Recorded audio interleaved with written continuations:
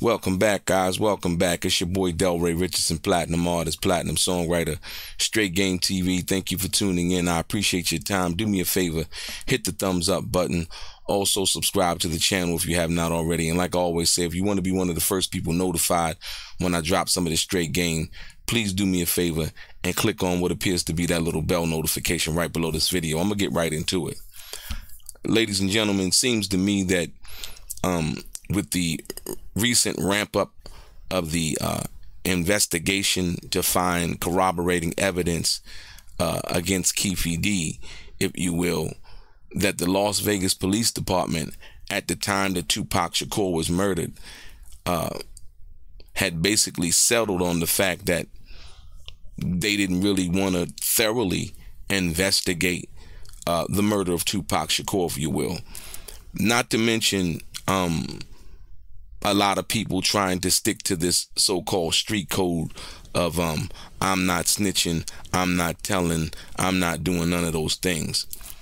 And what I've come to realize is it was I think what really kind of put the heat up under the Las Vegas Police Department was the fact that when I did the interview with 2Pac's father, his biological father, Billy Garland, there was a question that I asked him. And the question simply was, how do you feel about the government giving Keefe D a deal in relation to the murder of your son after confessing to the murder? And his answer simply was, the government gave him the deal. A lot of people have equated when they say, or when certain people say that the government was involved in the murder of 2Pac Shakur, they're thinking like some kind of government hit squad, some kind of government, and that's really simply not the case from what I understand it to be, and from what I think that 2Pac's father, Mr. Billy Garland, was trying to say. I think in that respect, it was the fact that they gave Keefe D a deal in relation to a drug charge, in relation to a murder, a high-profile murder of one of the biggest hip-hop stars in the world at that particular time. And even though the confession came, I wouldn't say under duress, I said, but as a negotiating factor to get out of the drug charge that Keefe D had at that time, the fact that they offered him a proffer agreement instead of really thoroughly investigating what had happened from that perspective, I guess it seems, or optically, it seems that the Las Vegas Police Department wasn't really trying to solve the case, based on the fact that now that Keefe D has been arrested involving the murder of 2Pac Shakur, they have started a new investigation in which they're basically saying that the investigation that they're doing now to corroborate whether Keefe D was in Las Vegas, trying to get Foxy Brown to testify, looking for other witnesses, looking for other video surveillance. It says to me that they really didn't do the work that they should have done back in 1996. And that's not talking about the people who were basically saying, I didn't see anything. That's from the footage from the MGM Grand, locking that down. Any other evidence or any other leads that they might have had at that particular time that they didn't cover. And so now they're scrambling, and here we are 28, 29, almost 30 years later from that fatal night in Las Vegas, and now they're saying they're doing an investigation as if the murder happened yesterday. You know, they have new forensics people on the team trying to find new evidence and surveillance evidence and things like that, which I think that they will.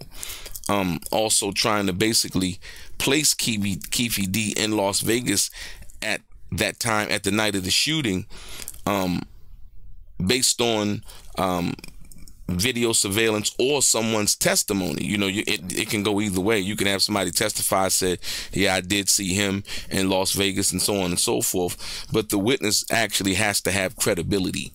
You know what I mean? It just can't be anybody being like, yeah, I seen him, you know, and, you know, Yeah, no, that won't happen. You know what I mean? But like I said, from my understanding, it was the question that I asked Billy Garland, because right shortly after that, right, they started to they convened with the grand jury. And the Billy Garland interview, the Art of Dialogue Billy Garland interview that I did, that interview actually went viral on TMZ. So it was widely disseminated, if you will.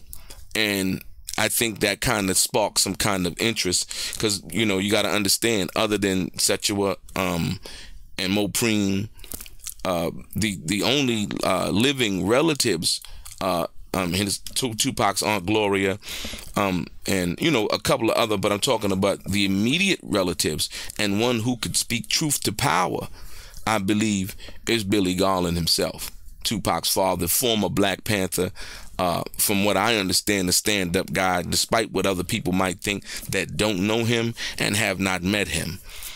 So, yeah, it seems to me that, you know, at that particular time, they had rested on the fact that, you know, and you can kind of blame it on the people that you're around. Like, you know, people trying to hold to this code, you know, I'm not telling, I'm not snitching. And, you know, I'll give the recent situation with Bun B, when he went to court, you know, and he testified. Yo, the guy came up in Bun B's house and put a gun to Bun B's wife's head.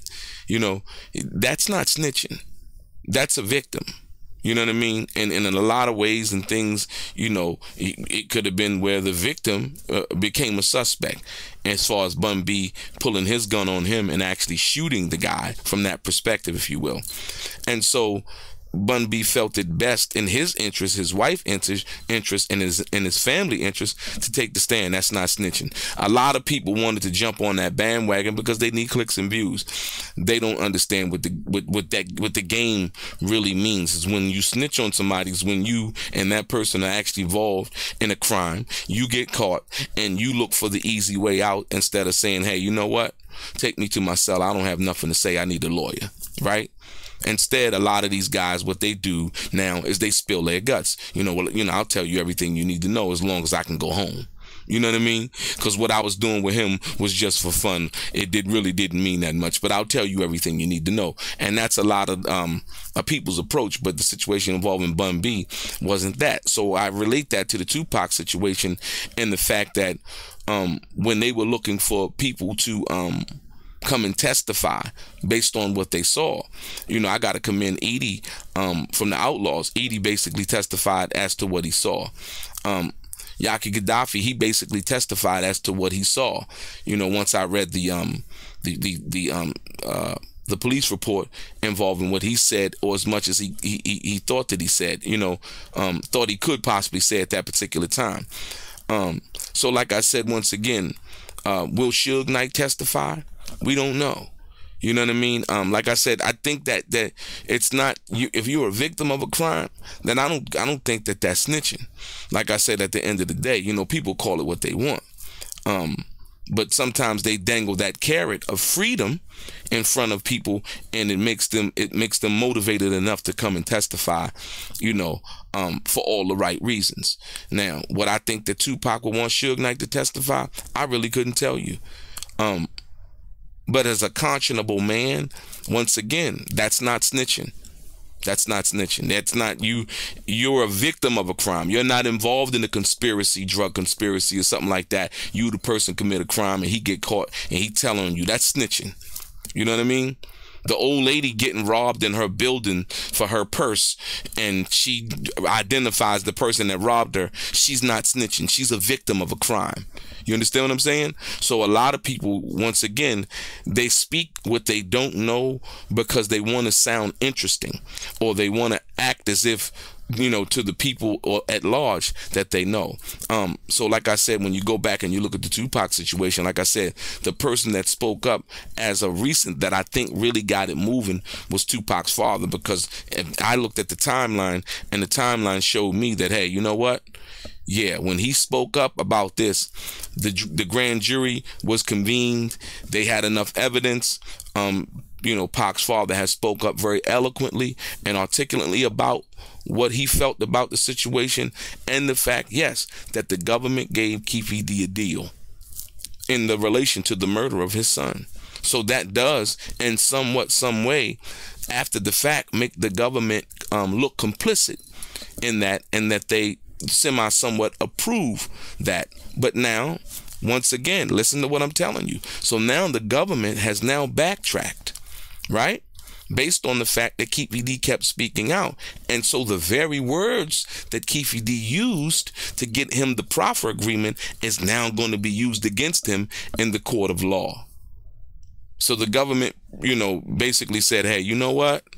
We gave him a deal thinking that he would tell us what he knew about the situation and that he would be honest about it. And then after that, he would shut his mouth and go into oblivion, go on to live his life. And that would be that. That didn't happen. Right? So now the government is basically pulling the rug from under Keefe D, in which they can, based on the agreement that they signed with him, and giving him the proffer deal. So, like I said, that statement by 2Pac's father, Mr. Garland, is one of the statements that I really believe that got the ball rolling and put pressure under them. Like I said, once again, that statement also went viral on TMZ. And it was viral all over the internet. You can actually look that up. And so, like I said, so we'll see basically what happens, man. But yeah, it seems to me that when the situation happened, they weren't they didn't plan on solving the case. And I can understand why the Vegas PD would take that position, because the people that were around 2Pac, some of the people were like, I'm not telling nothing. I ain't saying nothing. I don't work for the police. Suge was saying basically, I don't work for the police, and I don't get hot and paid to solve homicides. Now, in I guess street, dealing with street terminology or whatever. Yeah, that sounds interesting. But like I said, somebody that he called his brother, and somebody that he said he loved in 2Pac Shakur had got killed. And I think for all of those reasons, each man can do what he wants to do. You know what I mean? So this is going to be very interesting. I don't know what kind of deal they could offer Suge to get him to testify, and not that or anything that he's or pointing the finger at anybody, right? But simply the fact that, did you see Keefe D was Keefe D in Las Vegas? Did you see him in Las Vegas that night? And I think that Suge Knight, being the person that was in the car with 2Pac, I think his answer as to that question, right, would be sufficient enough to basically, without having to say anything, like at any time did he see Keefe D in Las Vegas that night. I think that would be something that would be definitely helpful.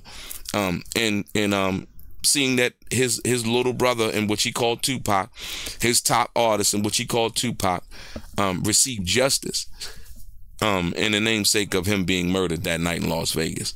So, but like I said, overall, it seems like the Vegas PD didn't really do that thorough of a job if they're going around now looking for, video surveillance, looking for paperwork and things like that. That was supposed to be done back in 1996 and exhausted to their satisfaction, if you will. But like I said, there's no statute of limitations on murder. And this is where we are right now. So, like I said, we're going to see what happens. Yo, chime in and tell me what you guys think. Your boy DELRAY, straight game.